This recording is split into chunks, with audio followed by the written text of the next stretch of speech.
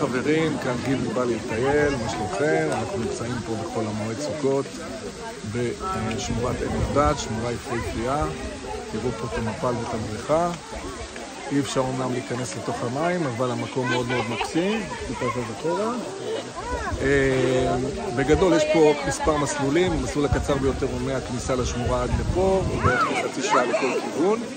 האופציה הארוכה היא כוללת הקפצה של שני רכבים, כאשר עולים פה במדרגות לפני הבריכה, ממשיכים עד למעלה עוד כ-40 דקות, עולים בתוך איזשהו מסלול עם מדרגות מאוד מאוד מפותל ומאוד יפה. זה סיפור של קרוב למשהו כמו שעה ו40, שעתיים. יש את האופציה השלישית, שפשוט עולים פה לפני המדרגות, מגיעים עד החורשה שהיא מאוד יפה. יש שם גם בריכה, נחים שם, רואים קצת יעלים, מתרעננים וחוזרים חזרה, וגם יש תצפית על הבריכה הגדולה פה ועל המפל. כרגע השפיעה קצת נמוכה, אבל הבריכה פה מקסימה, יש פה המון אנשים.